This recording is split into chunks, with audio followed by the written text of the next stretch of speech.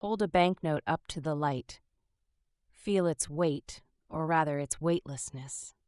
In our last episode, silver coins traveled the globe for 3 centuries. Now money is about to shed its metal skin entirely.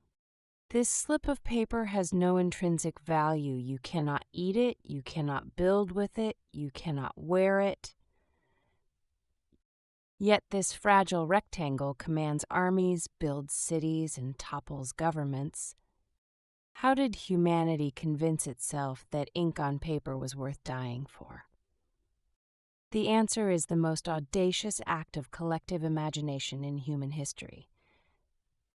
For 3,000 years, from the Lydian lion in 630 BCE through the Spanish Peace of 8, money meant metal, gold, silver, bronze, something you could weigh and test. Then in the space of a single century, the 18th, everything changed. Money became a promise written on paper, backed by nothing more than trust in an institution. This is the story of that transformation and the spectacular disasters it unleashed, from medieval China to the eve of the First World War. The Architecture of Value. Episode 4. The Paper Promise, from 700 CE to 1914. The story of paper money begins, as so many monetary stories do, in China, centuries before Europe even considered the idea. China invented paper itself around the 1st century CE. By the Tang Dynasty, around the 8th century, merchants were carrying paper receipts instead of heavy bronze coins. During the Tang Dynasty, around the 8th century, merchants faced a practical problem. Carrying thousands of heavy bronze coins across China's vast distances was exhausting and dangerous. Thieves loved metal money. It was heavy, visible, and impossible to hide. So merchants began leaving their coins with trusted agents and carrying paper receipts instead. These flying cash certificates were lighter than a feather and worthless to thieves who couldn't redeem them. But it was the Song Dynasty that took the revolutionary step. In the year 1024 CE, the Song Dynasty government issued the world's first official paper currency, the jiaozi. The jiaozi, a government-issued note promising to pay the bearer a specific amount of metal on demand. It was a promise, nothing more, but backed by the full authority of the Chinese emperor. For a time, it worked beautifully. Commerce flourished without the burden of metal. Merchants traveled faster, transactions moved quicker, the economy accelerated. But then came the temptation. The same temptation that had debased Roman silver centuries earlier. If people trust the paper, why not simply print more of it? The Song government needed money for wars against northern invaders. So they printed and printed and printed some more. The result was as predictable as it was devastating. Prices soared, confidence collapsed. People demanded metal in exchange for their paper, and the treasury was empty. The world's first paper currency experiment ended in the world's first hyperinflation. The Yuan Dynasty under the Mongols tried again in the 13th century, with equally disastrous results. Marco Polo, visiting China around 1275, witnessed paper money and was astonished. He wrote that the Great Khan could purchase anything in his empire with mulberry bark paper. Europe read Marco Polo's accounts with fascination and deep skepticism. Paper money? Impossible. Only a fool would accept paper in exchange for real goods. For 3 more centuries, from the 1300s to the 1600s, Europe clung to its coins. But the same pressures that drove China to paper were building in Europe. Trade was exploding. The amounts were enormous. Metal simply could not keep pace. The first European solution, emerging in the 14th century, was not paper money but paper promises, bills of exchange. An Italian merchant could write a letter in Florence instructing his agent in London to pay a specific sum. No gold crossed the channel, no silver risked the mountain passes, only paper moved. The Knights Templar had pioneered this system during the Crusades of the 12th and 13th centuries. A pilgrim could deposit gold in Paris and withdraw it in Jerusalem, carrying only a coded letter. But bills of exchange were private agreements between known parties. They weren't money. The leap to true paper money, notes accepted by anyone anywhere, required something new. It required an institution that everyone trusted equally.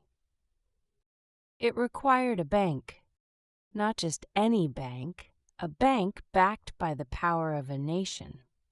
In 1694, England was at war with France and desperately short of money.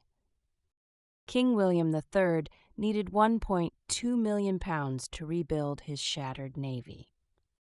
A Scottish merchant named William Paterson proposed a radical solution. Let private investors lend the money to the Crown. In return, they would receive a charter to operate a national bank. The Bank of England was born, part private enterprise, part instrument of the state. The bank's first notes were handwritten promises. I promise to pay the bearer on demand the sum of... Each note was signed individually by the bank's cashier. Each was a personal guarantee. These notes could be redeemed at any time for their face value in gold or silver coin. That convertibility was the foundation of trust. Paper was only as good as the metal behind it. And the Bank of England kept enormous reserves of gold in its vault, the famous gold standard. As long as people believed they could exchange paper for gold, they rarely bothered to do so. The paper circulated freely. It was lighter, safer, and far more convenient than coin. But here is the secret that made banking so profitable and so dangerous.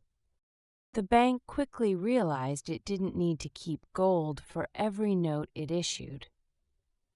Not everyone would demand gold at the same time. Most notes simply circulated as money. So the bank began issuing more notes than it had gold to cover. This was fractional reserve banking, the most consequential financial innovation since coinage itself.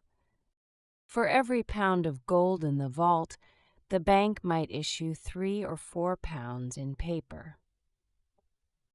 The extra money funded wars, infrastructure, and the expanding British Empire. As long as confidence held, the system was magic, creating wealth from thin air.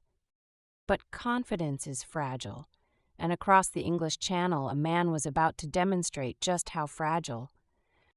His name was John Law, and his story is the most spectacular financial disaster of the 18th century.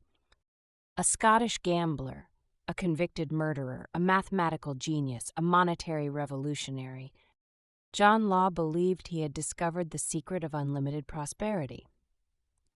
And for a brief, intoxicating moment, all of France believed him. The story of John Law and the Mississippi Bubble is a cautionary tale that echoes through every financial crisis since. It begins with a France on the verge of bankruptcy in 1715. Louis XIV, the Sun King, had spent France into ruin with wars spanning from the 1660s to 1715. When he died in 1715, France owed more money than its entire economy produced in a year. The regent, Philippe d'Orléans, was desperate for any solution. Enter John Law, charming, brilliant, and armed with a theory that would change France forever. Law argued that France's problem was simple: not enough money circulating in the economy. More money meant more trade meant more wealth meant a richer France. The solution? A national bank that could issue paper money backed by the wealth of France's colonies. In 1716, Law was granted a charter to establish the Banque Générale. He began issuing paper notes, livres that could be used to pay taxes. Because the government accepted them for taxes, merchants had to accept them too. The economy stirred, commerce quickened, Law's theory seemed to be working perfectly. Emboldened, Law proposed something even more audacious. The Mississippi Company, a joint stock corporation that would develop France's vast Louisiana territory. Law painted visions of gold mines, fertile plantations, and limitless wealth in the New World. Shares in the Mississippi Company went on sale in Paris, and the frenzy began. The original shares were priced at 500 livres. By mid-1719, they reached 10,000. Within a year, they peaked at 15,000 livres, a 30-fold increase. Fortunes were made overnight. Servants became richer than their masters. The word millionaire was coined in Paris during this frenzy because so many people suddenly were. The Rue Quincampoix, a narrow Parisian street, became the world's most frenzied stock exchange. Nobles and servants jostled together, buying and selling shares in a delirium of greed. A hunchbacked man reportedly rented his hump as a writing desk for traders to sign contracts on. But Louisiana was mostly swamp. There were no gold mines. The plantations produced almost nothing. The Mississippi Company's real asset was not land, but imagination. An imagination, unlike gold, can evaporate in an instant. In early 1720, a few smart investors began quietly selling their shares. Then they demanded gold and silver for their paper livres, testing Law's promise. The bank paid, but the queue grew longer and longer and longer. Panic is contagious. Once it starts, it feeds on itself. Share prices collapsed from 15,000 to 500 livres within weeks in early 1720. Millionaires became beggars overnight. The word took on a bitter new meaning. Mobs rioted in the streets of Paris. 15 people were crushed to death in a single day. Law's carriage was attacked. He fled France disguised as a woman, penniless. He died in Venice 9 years later, impoverished and largely forgotten. The Mississippi bubble had burst, and France's distrust of paper money would last for generations. Across the Channel, England watched with horror because they had their own bubble inflating. The South Sea Company had been granted a monopoly on British trade with South America. Like Law's Mississippi Company, its real product was not trade but speculation. Shares rocketed from £128 to over £1,000 in 6 months. Isaac Newton, the greatest scientist of his age, invested early and made a handsome profit. Then he watched the price keep rising, invested again at the top, and lost £20,000. He reportedly said, "I can calculate the motions of heavenly bodies, but not the madness of people." The South Sea bubble burst in the autumn of 1720, the same year as the Mississippi bubble. 2 nations, 2 bubbles, 2 catastrophes, 1 lesson.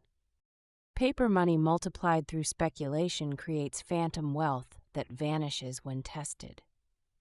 But here is the remarkable thing. Despite these disasters, paper money survived. It survived because the underlying idea was sound, even if its execution was flawed. The problem was never paper itself. The problem was discipline. How much paper could you print before trust dissolved? Where was the line between useful expansion and reckless inflation? These questions would haunt every government, every central bank, every treasury for centuries to come. The French would not trust paper money again until Napoleon forced them to, nearly a century later. But the British refined their system, learned from their mistakes, and built something more durable. The Bank of England tightened its reserves, limited its note issue, and slowly rebuilt trust. Paper money would endure, but only when backed by credible institutions and genuine restraint. The age of paper had arrived, messy, dangerous, revolutionary, but irreversible. Meanwhile, across the Atlantic, a new nation was conducting its own paper money experiment. The American colonies had a chronic shortage of metal coins. Spain, England, and France hoarded their silver and gold, little reached American shores. In 1690, Massachusetts became the first colony to print paper money. They needed it to pay soldiers returning from a failed invasion of Quebec. Other colonies followed, each printed its own currency. The result was monetary chaos. Pennsylvania's pounds were worthless in Virginia. New York's shillings meant nothing in Georgia. When the Revolution came in 1776, the Continental Congress faced a familiar problem. How do you fund a war against the world's greatest empire when you have no treasury? The answer: print money. The Continental dollar was born. Not worth a continental became the most devastating review a currency has ever received. The Congress printed $200 million to fund the war. Prices rose 8,000%. Soldiers paid in continentals could barely buy a meal with a month's wages. George Washington wrote that a wagonload of currency could scarcely purchase a wagonload of provisions. The Continental's collapse seared a deep distrust of paper money into the American soul. When the Founding Fathers wrote the Constitution, they deliberately omitted the power to print paper money. Alexander Hamilton, the first Treasury Secretary, saw the answer clearly. America needed a national bank modeled on the Bank of England to provide stable, trustworthy currency. In 1791, the first Bank of the United States was chartered, Hamilton's answer to paper money's dangers. Its notes were backed by gold and silver reserves, redeemable on demand. Hamilton understood the fundamental lesson of every paper money disaster. Paper money works only when the promise is credible, and credibility requires restraint. Print too much and trust dissolves. Print too little and the economy strangles. The art of central banking was and remains the art of managing that balance. But America's relationship with banks and paper money would remain turbulent for another century. Andrew Jackson killed the Second Bank of the United States in 1836, calling bankers vipers. Without a central bank, America lurched from boom to bust for decades. The Panic of 1837, the Panic of 1857, the Panic of 1873. Each crisis followed the same pattern: excessive lending, lost confidence, bank runs, collapse. Each time, the absence of a central stabilizer made the crash worse than it needed to be. From the wreckage of these experiments, one principle emerged with iron clarity. Paper money needed an anchor, something that governments could not conjure from nothing. Gold became that anchor. Britain formally adopted the gold standard in 1816, establishing the anchor that would discipline paper for a century. 1 British pound equaled 7.32 grams of pure gold, fixed, immutable, guaranteed. Any holder of a Bank of England note could walk into the bank and exchange it for that exact weight in gold. This convertibility was the discipline that tamed paper money's dangerous potential. Germany adopted the gold standard after unification in 1871. The United States followed in 1900. The United States followed in 1900 with the Gold Standard Act. By 1900, most of the world's major economies were on the gold standard. International trade flourished as never before. Exchange rates were fixed and predictable. A merchant in Buenos Aires could price goods in sterling and know exactly what he would receive. The gold standard created the first truly global monetary system since the Peace of Eight. It lasted from roughly 1870 to 1914. It was elegant, it was stable, it was disciplined, and it was about to be destroyed by the most catastrophic event in modern history. In August 1914, the guns of August shattered the golden peace, and the world entered a new and terrifying era. Every major government immediately suspended gold convertibility to fund the war. They needed to print money, vast quantities, to pay for industrialized slaughter. The paper promise was broken, and the world would spend a century trying to put it back together. Gold would return after the war and depart again, definitively, on August 15, 1971. But that is a story for the next episode. The story of paper money is the story of humanity's most daring experiment with trust. We took something worthless, plant fiber and ink, and declared it valuable by collective agreement. Humanity took something worthless, plant fiber and ink, and declared it valuable by collective agreement. And mostly remarkably, it worked. Paper money financed the Industrial Revolution. It built railroads across continents and ships that connected every port. It funded hospitals, schools, and the basic infrastructure of modern civilization. But every generation discovered the same temptation that destroyed the Song Dynasty's jiaozi.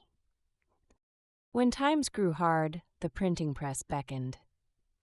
Just a little more, just enough to get through the crisis. No one will notice. The Song Dynasty, the Continental Dollar, the Mississippi Bubble, the Weimar Republic, Zimbabwe, Venezuela. The pattern repeats because the temptation is built into paper money's very nature. Metal money resists debasement. You have to physically shave or alloy the coins. Paper money invites it. One extra zero costs nothing to print. The architecture of value had evolved, from rivers of gold to forests of paper. From the weight of metal to the weight of a promise. The promise is lighter, more convenient, more flexible, but it is also infinitely more fragile. The Lydians embedded trust in gold, the Chinese embedded trust in bronze. The Romans discovered that debasing metal destroys trust. The Spanish proved that flooding the system with too much metal is nearly as dangerous. And now paper money had taught the world one more lesson. Trust doesn't need to be stored in metal at all. Trust can live in institutions. But institutions must earn that trust every single day and can lose it in an afternoon. This is the paradox at the heart of modern money. The more abstract money becomes, the more powerful it grows and the more dangerous. From gold to paper was the first great leap of monetary faith. The next leap would be even more extraordinary. Next time on the Architecture of Value, we enter the 20th century, the age of gold and its destruction. Episode 5, The Weight of Gold. From the golden age of the 1870s through 2 world wars to Nixon's fateful decision in 1971. The gold standard built the modern world and 2 world wars destroyed it. Bretton Woods, the dollar as world reserve currency, Nixon's Sunday evening broadcast that changed everything. The day the world's money was finally untethered from any physical substance whatsoever. What happens when money becomes pure promise, with nothing behind it but a government's word? We are about to find out. Coming soon, The Architecture of Value. Exploring how humanity forged trust, from Neolithic memory to Lydian gold, from Spanish silver to English banknotes, and now to the most audacious experiment of all, Money Backed by Nothing But Belief. Written and produced with extensive historical research. All visualizations are AI-generated historical reconstructions for educational purposes.